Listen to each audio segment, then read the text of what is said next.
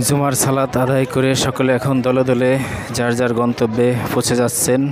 এই মুসল্লিয়ানরা হচ্ছেন ঢাকা এবং ঢাকার আশপাশ থেকে আগত বা বিশ্ব ইজতেমার ময়দানের আশপাশে, আজকে বিশ্ব ইজতেমার ময়দানের আশপাশে অন্তত ৫-৬ কিলোমিটার এলাকার মানুষ এখানেই জুমার সালাত আদায় করার জন্য জড়ো হয়েছেন।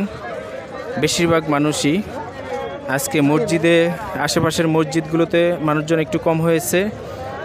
বেশিরভাগ মানুষই জুমার সালাত আদায় করার জন্য এখানে চলে এসেছেন। দলে দলে সবাই যোগদান করেছেন এখানে। আর দেখতে পাচ্ছেন আপনারা জুমার নামাজ শেষ করে সকলে এখন চলে যাচ্ছেন যার যার গন্তব্যের দিকে। প্রিয় বন্ধুরা, বিশ্ব ইজতেমার জুমার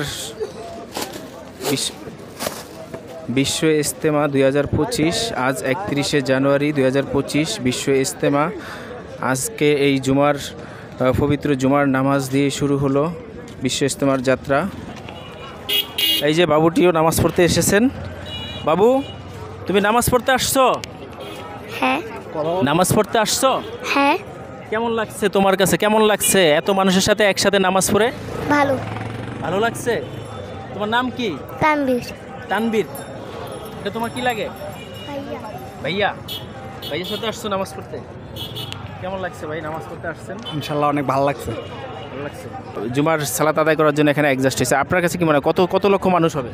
এই যে প্রতি বছরে মুরব্বীরা এটাই ধারণা করে, প্রায় 25-30 লাখ মানুষ হয় এই বিশ্ব ইজতেমার মধ্যে। তো সবাই এখানে যোগদান করেছেন বিশ্ব ইজতেমার ময়দানে জুমার নামাজ আদায় করার জন্য।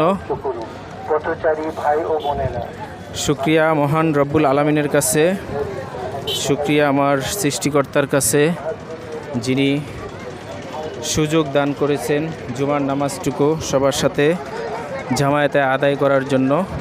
দেখতেই পাচ্ছেন লক্ষ লক্ষ মানুষ। আমি এই মুহূর্তে আছি কামারপাড়া রাস্তায়, ব্রিজের ডালে। লক্ষ লক্ষ মানুষ আছেন এখানে, আসছেন জুমার নামাজ আদায় করার জন্য। লক্ষ লক্ষ মুসল্লিয়ানরা এখানে আজকে জড়ো হয়েছেন পবিত্র জুমার নামাজ আদায় করার জন্য।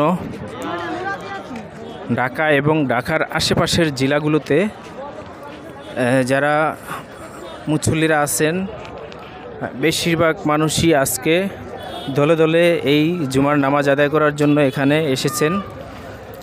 অনেকেই জামায়াতের সাথে 3 দিনের জামাত বেঁধে এসেছেন, আবার অনেক লোকই আছে যারা জামাত বেঁধে আসেনি, তারা আজকে জুমার নামাজটুকু এইখানে পড়ার জন্য অনেক দূর দূরান্ত থেকেও এসেছেন।